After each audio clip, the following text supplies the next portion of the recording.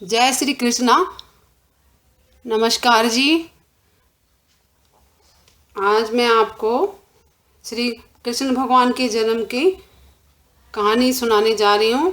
आपको जन्माष्टमी की खूब सारी शुभकामनाएं। कहानी इस प्रकार से है। भादो महीने लगते ही अष्टमी को जन्माष्टमी होती है। जन्माष्टमी के दिन कृष्ण जी का जन्म हुआ था। भगवान का पालना सजाते हैं। भगवान का व्रत कर और श्रृंगार करके भगवान के लिए प्रसाद बनाते हैं। भगवान का श्रृंगार कर उनके लिए प्रसाद बनाते हैं और सब तरह का प्रसाद बनाते हैं। धनिये की पंजीरी, पंचामृत, फ्रूट, जो भी आप फलार करना चाहते हो। और रात को 12 बजे भगवान का जन्म होने के बाद भगवान की पूजा करें, भोग लगाएं, आरती करें और प्रसाद बांटें और खुद भी खाएं, व्रत खोल लें। कहानी इस प्रकार से है। कृष्ण जन्माष्टमी की, कृष्ण जन्म की कहानी।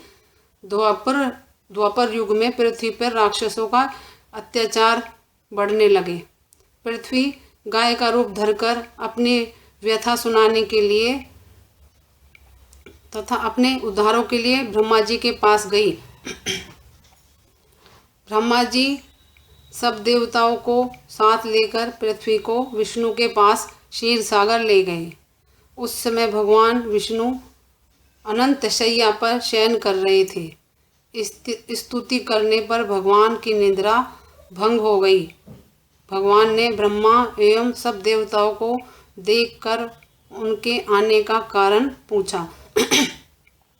तो पृथ्वी बोली, हे भगवान, मैं पाप के बोझ से दबी जा रही हूँ, मेरा उद्धार कीजिए। यह सुनकर विष्णु बोले, मैं ब्रज मंडल में वसुदेव की पत्नी देवकी के गर्भ से जन्म लूँगा।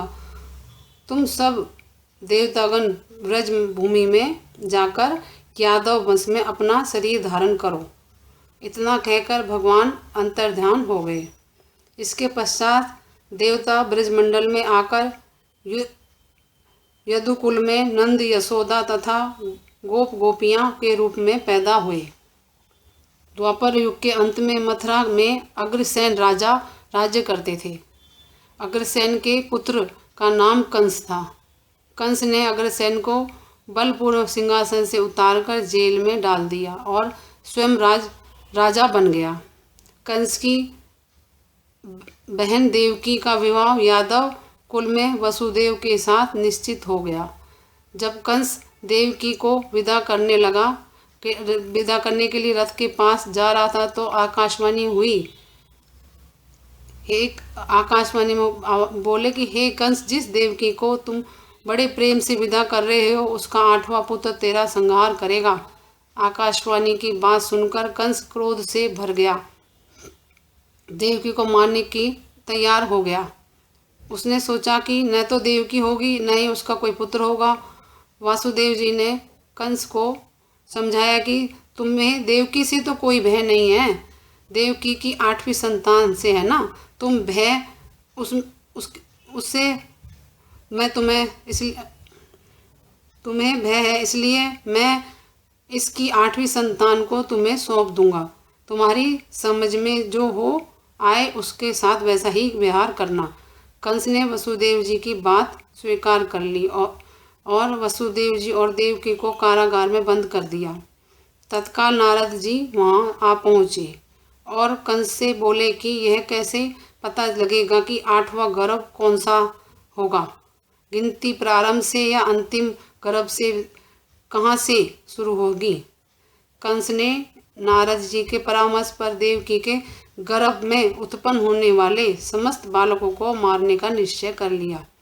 इस प्रकार एक एक करके कंस ने देवकी के 7 बालकों को निर्दयपूर्व मार डाला।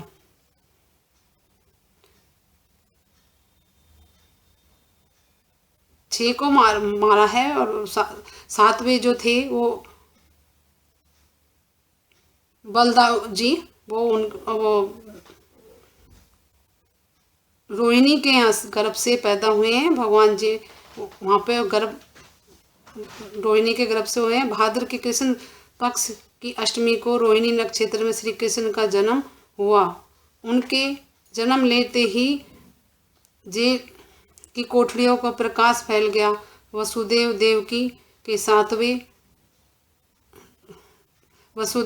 देवकी के सामने शंख चक्र गदा एवं पद्मधारी चतुर्भुजी विष्णु भगवान ने अपना रूप प्रकट कर कहा, अब मैं बालक का रूप धारण करता हूँ। तो मुझे तत्काल गोकुल नंद के यहाँ पहुँचा दो और उनकी अभी अभी जन्मी कन्या को लाकर कंस को सौंप दो। तत्काल वसुदेव जी की हथकड़ियाँ खुल गई, दरवाजे अपने आप खुल गए, पहरेदार सो गए। वसुदेव कृष्ण को सूप में रखकर गोकुल को चल दिए। रास्ते में यमुना श्री कृष्ण के चरणों को स्पर्श करने के लिए बढ़ने लगी। भगवान ने अपने पैर लटका दिए। चरण छूने के बाद यमुना घट गई। वसुदेव यमुना पार कर गोकुल में नंद के यहाँ गए। बालक कृष्ण को यशोदा जी की बगल में सुलाकर कन्या को लेकर वापस कंस के कारागार में आ गए। जेल के दरवाजे पूर्व बंद हो गए। वसुदेव के हाथों में हथकड़ियाँ पड़ गई।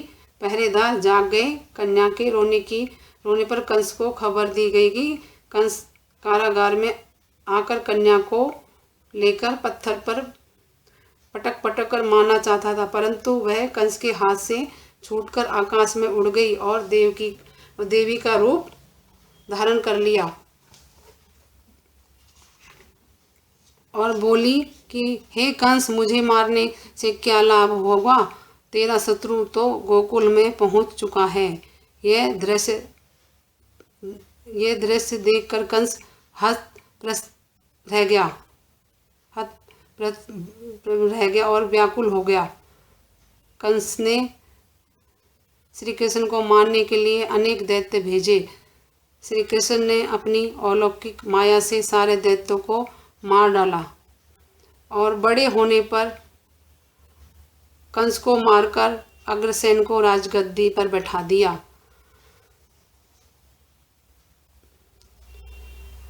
नमस्कार जी, आप मेरे चैनल को लाइक करें, सब्सक्राइब करें, शेयर करें। जय श्री कृष्ण।